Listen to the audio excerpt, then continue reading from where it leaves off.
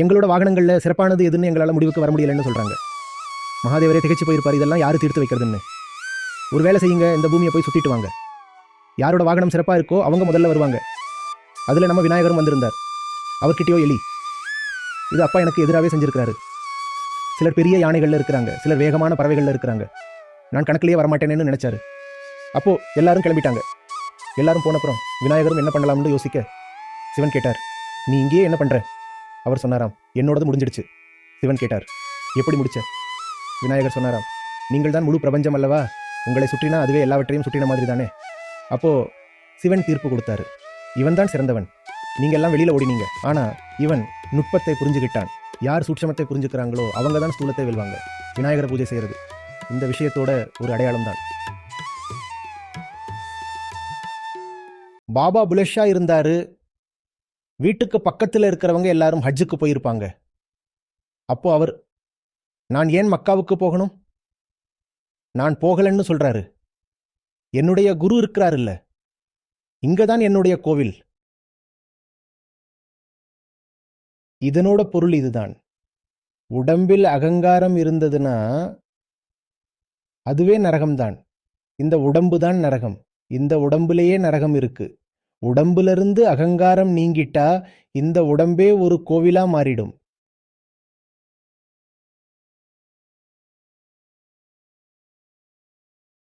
ஒரு புராண கதை இது. அப்ப ஒரு முறை சிவன் உட்கார்ந்திருக்கும் போது தேவர்கள் எல்லாரும் அவர்கிட்ட வந்தாங்க. இந்த தேவர்கள் இருக்காங்களே, அசுரர்கள் இல்லாதப்போ அவங்களுக்குள்ளேயே சண்டை போட்டுக்குவாங்க. அசுரர்கள் என்னவோ இவங்களை கட்டுப்படுத்தி வச்சிருப்பாங்க, சண்டமுண்டன் மகிஷாசுரன் மாதிரி.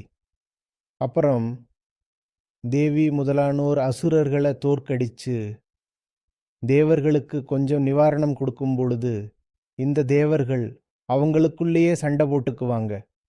ஒரு தடவை இவங்க எல்லாரும் தங்களோட வாகனத்தோட வந்தாங்க. இப்போ எதுக்காக சண்டைன்னு தெரியுமா? வாகனத்துக்காக. எங்கள யாருடைய வாகனம் சிறந்ததுன்னு எங்களுக்குள்ள முடிவாகலங்கிறாங்க. சின்ன பசங்க என்னோட சைக்கிளா அவனோட சைக்கிளான்னு சண்டை போடுற மாதிரி. சிவனும் ஆச்சரியப்பட்டிருப்பாரு. யார் இவங்க பிரச்சனையை தீர்க்கிறதுன்னு நினைச்சிருப்பாரு. ஒரு காரியம் செய்யுங்க, நீங்க எல்லாரும் போய் இந்த பூமி முழுசும் சுத்தி வாங்க. யாருடைய வாகனம் ரொம்ப நல்லதோ அவங்க தான் முதல்ல திரும்பி வருவாங்க. சரின்னு எல்லாரும் கிளம்பிட்டாங்க. அதுல நம்ம விநாயகரும் இருந்தாரு. அவர்கிட்டயோ எலி, இது என்ன அப்பா எனக்கு எதிரா இப்படி ஒரு போட்டி வச்சுட்டாரு. சிலர் பெரிய யானை மேல இருக்கிறாங்க, சிலர் வேகமான பறவை மேல இருக்கிறாங்க, சிலர் வேற எதுலேயோ இருக்கிறாங்க. எல்லார்கிட்டையும் அவங்களுக்குன்னு ரொம்ப சக்தி வாய்ந்த வாகனம் இருக்கு. ஆனா என்கிட்ட வெறும் எலி. நான் கணக்கிலேயே வரமாட்டேனேன்னு நினைச்சாரு. அப்போ எல்லாரும் கிளம்பிட்டாங்க. எல்லாரும் போனப்புறம் விநாயகரும் என்ன பண்ணலாம்னு யோசிச்சாரு. அதனால தான் விநாயகரை புத்தியின் அதிபதினு சொல்றோம். அதனால தான் அவருக்கு முதல்ல பூஜை செய்கிறாங்கன்னு சொல்லுவாங்க. முதல்ல ஒரு புரிதல் வேணும்ல. கிருஷ்ணர் சொன்ன மாதிரி கர்மயோகம் எங்கேருந்து வரணும்? சுய அறிவிலிருந்து வரணும். அதனால செயலுக்கு முன்னாடி என்ன இருக்கணும்? அறிவு. செயலுக்கு முன்னாடி அறிவு இருக்கணுங்கிறதுனால தான் அத்தியாயம் 3க்கு முன்னாடி அத்தியாயம் 2 வருது. அதனால தான் யாரை கும்பிட்டாலும் அதுக்கு முன்னாடி கணபதிக்கு பூஜை செய்கிறோம். இது எதை காட்டுதுன்னா, வேற எதை செஞ்சாலும் அதுக்கு முன்னாடி புரிதல் வேணும்ல. புரிதல் இல்லாமல் எதையாவது செஞ்சா அது ஒரு பைத்தியக்காரத்தனமாக தான் இருக்கும். முதல்ல கணபதி. அதனால தான் எல்லாரும் அவங்கவங்களோட வாகனத்தை எடுத்துட்டு கிளம்பினப்போ விநாயகர் இப்போ என்ன பண்ணுறேன் பாருன்னு சொல்லி சிவபெருமானையே ஒரு தடவை சுற்றி வந்து உட்காந்து லட்டு சாப்பிட ஆரம்பிச்சிட்டார். கொஞ்ச நேரத்தில் எல்லா தேவர்களும் அவங்கவங்க பிரதட்சணத்தை முடிச்சுட்டு மூச்சிறைக்க வந்து சேர்ந்தாங்க. அப்போ அவங்க இவர் அங்கே முன்னாடியே உட்கார்ந்துருக்கிறத பார்த்து நீங்கள் என்ன பண்ணுறீங்கன்னு கேட்டாங்க. அதுக்கு அவர் என்னோடது முடிஞ்சிடுச்சுங்கிறாரு. அப்போ சிவபெருமான் கேட்குறாரு, எப்படி உன்னோடது முடிஞ்சுது? நீங்க தானே எல்லாமா இருக்கீங்க. உங்களை சுற்றி வந்துட்டேன். இந்த பிரம்மாண்டம் நீங்க தான். உங்களை சுற்றி வந்தா உலகத்தையே சுற்றி வந்த மாதிரி தான். அப்பவே மகாதேவர் முடிவை அறிவிச்சார். இவன்தான் சிறப்பானவன். நீங்க எல்லாரும் உங்க வாகனத்தை வச்சுட்டு இருங்க. ஆனா தேவர்களின் தலைவன் கணபதி தான். ஏன்னா நீங்க ஸ்தூலமான முறையில ஓடினீங்க. இவன் நுட்பமானதை பிடிச்சுக்கிட்டான். சூக்ஷ்மத்தை பிடிச்சவன் எப்பவும் ஸ்தூலத்தை ஜெயிப்பான். இதுதான் நியதி.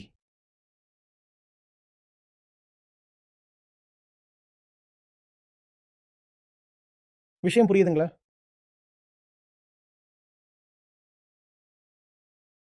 முதல் விஷயம், சூக்ஷ்மத்தை பிடிச்சவன் எப்பவும் ஸ்தூலத்தை ஜெயிப்பான். இரண்டாவது, மகாதேவரோட உடலே கோவில். கோவில்னா அதுல எல்லாமே இருக்கு, முழு பிரபஞ்சமும் இருக்கு. எவ்வுடல் உள்ளில். அதனாலதான் இந்த உடம்புல இருக்குன்னு சும்மா சொல்லல. ஆனா எந்த உடம்புக்குள்ள, எந்த உடம்புல அகங்காரம் இல்லையோ அதுல, எந்த உடம்பு அகங்காரம் இல்லாம இருக்கோ அந்த உடம்பு முழுமையடைஞ்சு போச்சு. அப்புறம் எல்லாமே அங்கதான் இருக்கு.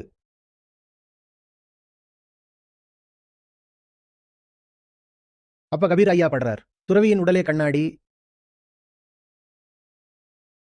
கண்ணுக்கு தெரியாததை பார்க்க நீங்க விரும்பினா, காண முடியா பரம்பொருளை கண்ணால் காண இன்னைக்கு பாடுங்க இத.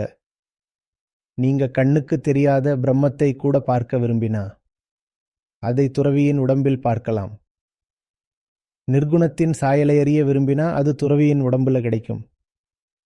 இல்லைன்னா நீங்க எங்க நிர்குணத்தை தேடி போவீங்க? நிர்குணம் எங்கேயும் இல்லை. அந்த உயர்ந்த உண்மை உங்களுக்கு கண்ணால எங்கேயும் தெரியாது.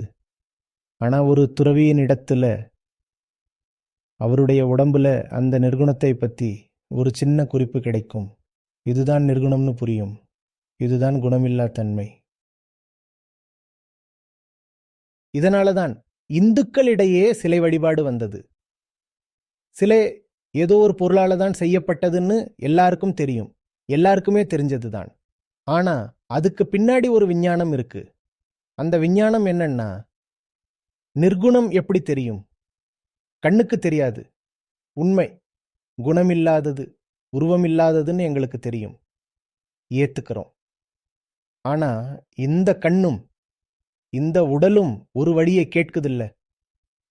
அதனாலதான் சொல்றாங்க, எந்த ஒருத்தரால அவருடைய அகங்காரத்தை அதிகமா கரைக்க முடிஞ்சுதோ, அவருடைய உடம்பையே திரும்ப திரும்ப நினைச்சுக்கோங்க. உருவத்தின் மூலமா அவரோட உடல் உங்களுக்கு நிர்குணத்தை பத்தி ஒரு சின்ன அறிகுறி கொடுக்கும். சிலை முழுமையானது இல்லை, அது முழுக்க உண்மைதான். சிலை கடைசி நிலை கிடையாது, அதுவும் உண்மைதான். ஆனா சிலை கண்டிப்பா பயனுள்ளதா இருக்கும். உருவ வழிபாட்டை தவிர வேற எந்த வழியும் இருக்க முடியாதுன்னு யாரும் சொல்லல. கண்டிப்பா இருக்கலாம். ஆனா உருவ வழிபாடும் வெற்றிகரமானதா இருந்திருக்கு. இதுதான் காரணம். எப்படி உடம்பு ரொம்பவும் அழுக்காக முடியுமோ,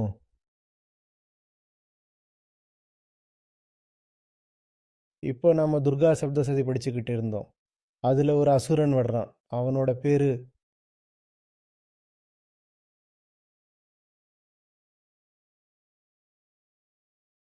ரோம். தேடி பாருங்க. அந்த அசுரன் வாழ்க்கை முழுசும் எந்த அளவுக்கு கொலை கொள்ளைன்னு நிறைய செஞ்சிருந்தான்னா, அவனோட ரோமங்கள், அதாவது உடம்புல இருந்த முடி பெருசாகி கூர்மையா ஒரு வாள் மாதிரி ஆகி இருந்துச்சு. உங்களுடைய அகங்காரம் எப்படி இருக்கோ அது உங்க உடம்புல ஒரு விஷயமா தெரிய ஆரம்பிக்கும். மூட நம்பிக்கையில விழுந்துடாதீங்க. ஒரு குறிப்பு மாதிரி இதை புரிஞ்சுக்கோங்க. அகங்காரத்தால உடம்பை மாசுபடுத்த முடியும்னா, அகங்காரம் இல்லாததுனால இந்த உடம்பு புனிதமாகவும் ஆகிடுது. அழகுக்கு அதிக முக்கியத்துவம் கொடுக்கறவங்களா இருக்கீங்கன்னா, தோலை பளபளப்பாக்குறத விட்டுடுங்க. உள்ளத்தை தூய்மை செய்ய பயிற்சி பண்ணுங்க. உள்ளத்தை தூய்மை செய்கிறவங்களுக்கு அவங்களோட உடம்பும் ரொம்ப அழகா மாறிடும்.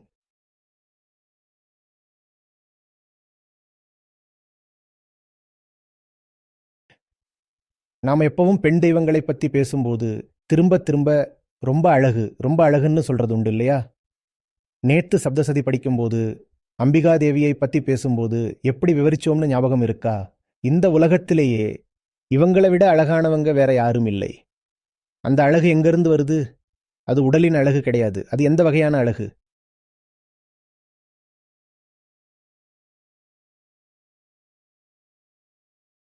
சொல்றது புரியுதுங்களா? இதுதான் இயற்கை.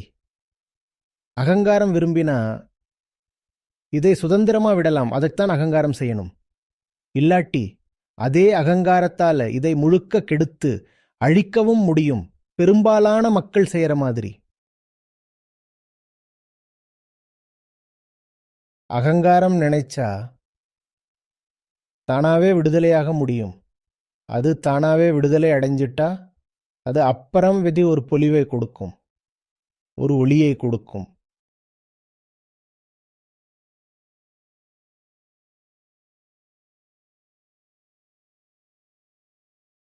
உங்க புலன்களை அவற்றோட போக்கில் விட்டுருங்க. நீங்க அதை தொந்தரவு செய்யாம இருக்கிறதை விட வேற ஒரு நல்ல விஷயம் எதுவும் இல்லை. உங்களுக்குன்னு செய்ய வேண்டிய வேலை நிறைய இருக்கு. உங்க வேலை என்ன? உங்களை நீங்களே தெரிஞ்சுக்கிறது. தெரிஞ்சுக்கிட்டு உங்களுக்கு நீங்களே விடை கொடுங்க. உங்களை நீங்களே புரிஞ்சுக்கோங்க. உங்களுக்கு நீங்களே விடை கொடுங்க. உங்களுக்கு நீங்களே விடை கொடுக்கும் போது இந்த முழு உடம்பும், அதுவே ஒரு பெரிய புலன், இந்த முழு உடம்பே மிளிர ஆரம்பிக்கும், ஜொலிக்க ஆரம்பிக்கும், ஒளியா மாறும். ஆனா விடை பெற முடியாதுங்கிற இந்த நோக்கத்தோட உங்களை நீங்களே வெளியேற்றிக்காதீங்க. அப்புறம் நான் இருக்கணும்னு சொல்வீங்க. எதுக்கு இருக்கணும்? உடம்பு ஜொலிச்சிருக்கும்ல.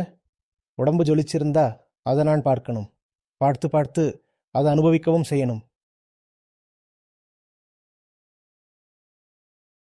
அப்ப நீங்க எந்த பலனையும் எதிர்பார்க்காம உங்களுக்கு நீங்களே விடை கொடுங்க. உங்களை நீங்களே தெரிஞ்சுக்காம உங்களுக்கு நீங்களே விடை கொடுக்க முடியாது. விடை கொடுக்கறதுக்கு உங்களுக்கு எண்ணம் இல்லாட்டியும் உங்களை நீங்களே தெரிஞ்சுக்கிட்டீங்கன்னா வெளியேற்றம் தானாவே நடந்துடும். உங்களுக்கு நீங்களே விடை கொடுங்க. நீங்க இல்லாதப்பதான் நீங்க ரொம்ப அழகா இருக்கிறீங்க.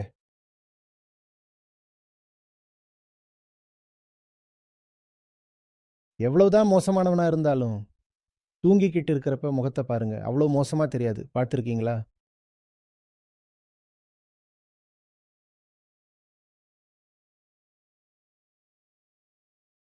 ஒரு சின்ன ரகசியத்தை சொல்றேன்.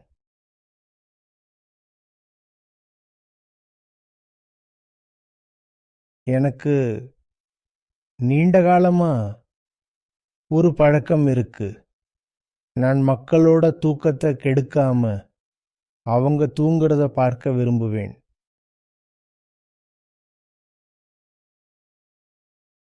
ஒருவேளை அந்த ஒரு கணம்தான் அவனோட குரூபம் குறைவா தெரியற கணமா இருக்கும்.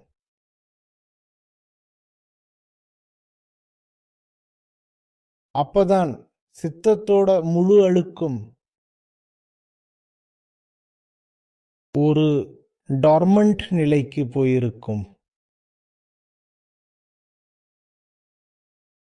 அது தூங்கிட்டு இருக்கும். அப்ப முகத்துல ஒரு அப்பாவித்தனம் வந்துடுது.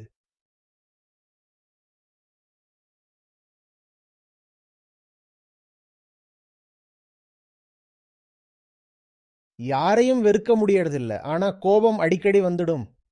யார் மேல எனக்கு கோபம் இருக்கோ நான் பெரும்பாலும் ராத்திரி முழுக்க கண் முழிச்சிருப்பேன். அதனால பல நேரங்கள்ல நான் அவங்களோட அறையில எட்டி பார்ப்பேன்.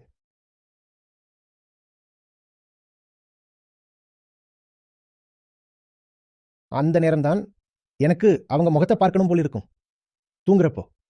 அப்படியே இரு. ஆனா இப்ப அவன் எழுந்துடுவான். எழுந்த உடனே அவன் முகத்துல மறுபடியும் கபடம் வந்துடும், மறுபடியும் குரூரம் வந்துடும்.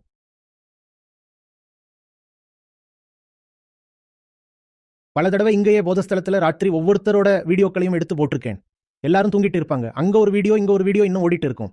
பாருங்க, பின்னாடி தான் உட்கார்ந்துருக்காங்க.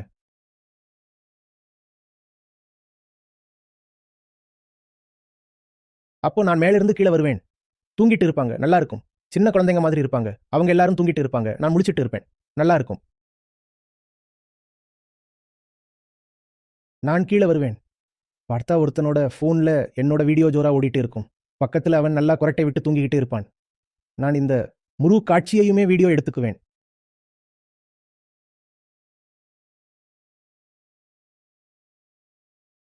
அது உங்களுக்கும் நல்லது, எனக்கும் நல்லது. பகல்ல ஏதாவது ஒரு நேரத்துல என் முன்னாடி வந்தீங்கன்னா திட்டு தான் வாங்குவீங்க. அதனால இந்த நேரத்துல வந்து உங்களை பார்த்துட்டு போறது நல்லதுன்னு சொல்வேன். எல்லாம் சரியா இருக்குல்ல? சரி, நல்ல விஷயம். சரி, அடுத்தது பார்ப்போம். நீங்க தூங்குறீங்கன்னா ஒரு கட்டம் வரைக்கும் உங்க அகங்காரம் தூங்கிடுச்சுன்னு அர்த்தம். அது தூங்கிட்டு தான் இருக்கு, சாகல. இப்போ நீங்க விழிக்கும்போது அது மறுபடியும் சோம்பல் முறிச்சிட்டு தன்னோட முட்டாள்தனத்தை ஆரம்பிக்கும்.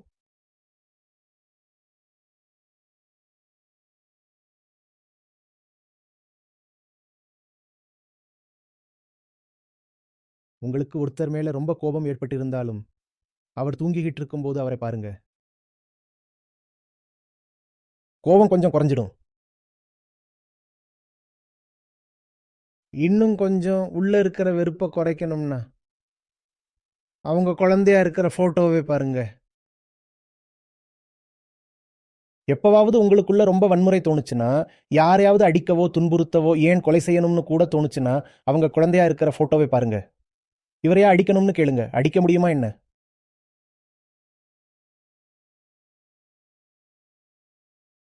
ஒருத்தர் மேல வேற எந்த மாதிரியான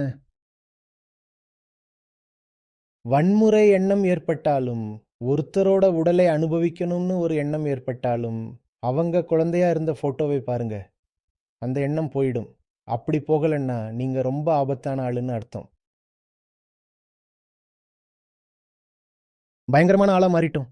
அப்படி யாரும் பிறக்கறதில்ல. மற்றபடி நாம இப்படி ஆனது நம்மளோட தேர்வுதான். கொஞ்சமாவது விஷயம் புரியுதுங்களா?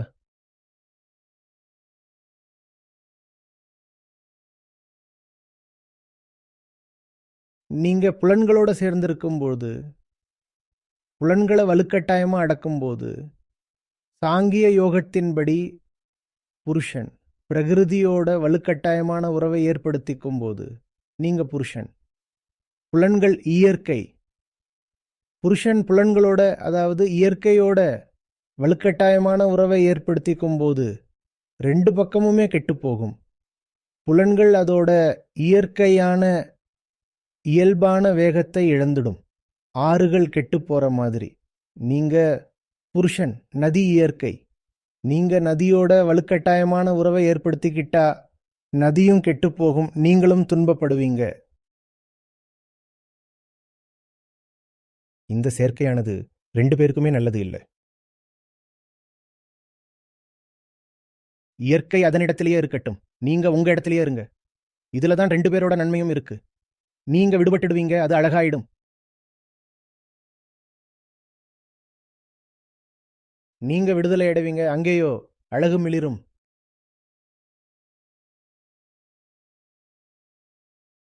புருஷனின் மேன்மை விடுதலையிலும் இயற்கையின் மேன்மை அழகிலும் இருக்கிறது.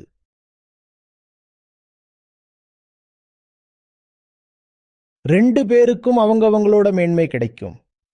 அதுக்கு பரஸ்பரம் ஒரு கட்டுப்பாட்டை வைங்க.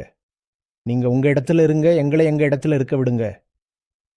எங்களுக்கும் உங்களுக்கும் எந்த வெறுப்பும் இல்லை. எங்களுக்கும் உங்களுக்கும் இடையில ஒரு மரியாதையும் அன்பான உறவும் இருக்கு. எங்களுடைய அன்பு இதுதான். நீங்க உங்க வேலையை பாருங்க, நாங்க எங்க வேலையை பார்க்கிறோம். ஆனா இந்த அன்பு இயற்கையோட தரப்புல இருந்து வராது. ஏன்னா அங்க விழிப்புணர்வு இல்லை. அந்த அன்பு உங்க தரப்புல இருந்து தான் வரும். அதனால என்ன செய்யணுமோ அதை நீங்க தான் செய்யணும். அது என்ன செய்யும் பாவம்? அது எதுவுமே செய்ய வேண்டியதில்லை, நீங்க தான் செய்யணும். விஷயம் புரியுதுங்களா? ம் நீங்க விடுதலை அடைஞ்சிட்டா உங்ககிட்ட இருக்கிற எல்லாமே அழகா இருக்கும். நீங்க விடுபட்டா உங்க கண்களும் அழகாயிடும், உடலும் அழகாயிடும், செயல்களும் அழகாயிடும், பேச்சும் அழகாயிடும், உங்க வாழ்க்கையும் அழகா மாறும். நீங்க விடுபட்டு இருந்தீங்கன்னா உங்ககிட்ட இருக்கிற எல்லாமே அழகா இருக்கும். ஆனா நீங்க விடுபடலன்னா உங்ககிட்ட இருக்கிற எல்லாமே ரொம்ப சிதைந்தும் குரூபமாவும் இருக்கும். நீங்க விடுதலை அடைஞ்சிட்டீங்கன்னா உங்களோட வீடும் அழகாகிடும், கிரகமும் அழகாகிடும். கிரகமும் கிரகமும் ரெண்டும். கிரகம்னா வீடு, கிரகம்னா பிளானட். ரெண்டுமே அழகாகிடும். நம்மளோட வீடும் அழகா இல்ல, கிரகமும் அழகா இல்ல. என்ன நாம தான் அகங்காரம். நீங்க விடுதலை அடைஞ்சிடுங்க. அப்போ வீட்டை சரி செய்யணும்னா என்ன செய்யணும்? ம் கோர்ட்ல வழக்கு போட வேண்டியதில்லை. அதனால அது சரியாகாது.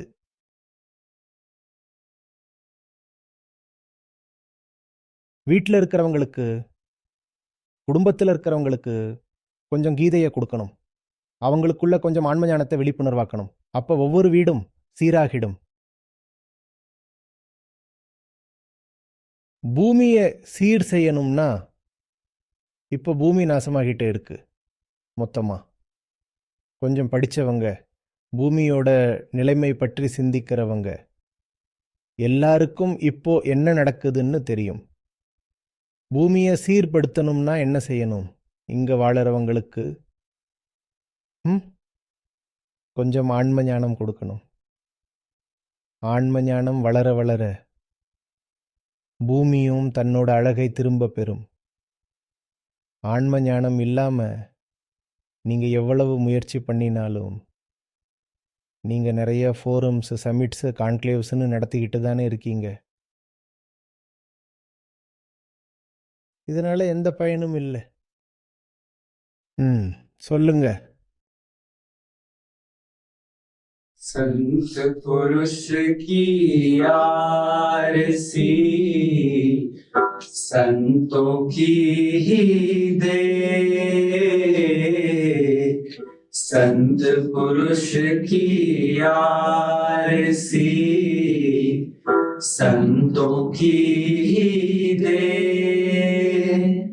लखा जो चाहे अलख को उन्हीं में लख ले है कबीरा, उन्हीं में लख ले। संत पुरुष की आरसी संतों की ही दे, संत पुरुष की आरसी संतों की ही दे। लखा जो चाहे अलख को उन्हीं में लख ले है कबीरा, उन्हीं में लख ले।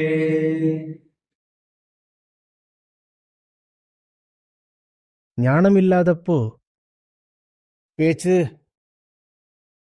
அதோட அழக இழந்துடும். பேச்சில் கூட அழகு எங்கிருந்து வரும்? ஞானத்திலிருந்து தான் வரும்.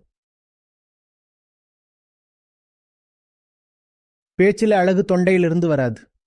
எங்கிருந்து வரும்? புத்தியிலிருந்து வரும்.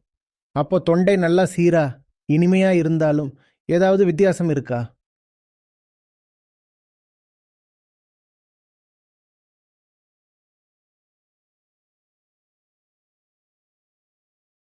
இதுதான் விஷயம். நீங்க எப்ப விடுதலை அடையறீங்களோ அப்ப மட்டும்தான் உங்களோடது எல்லாமே அழகா இருக்கும். அப்போ மட்டும்தான்.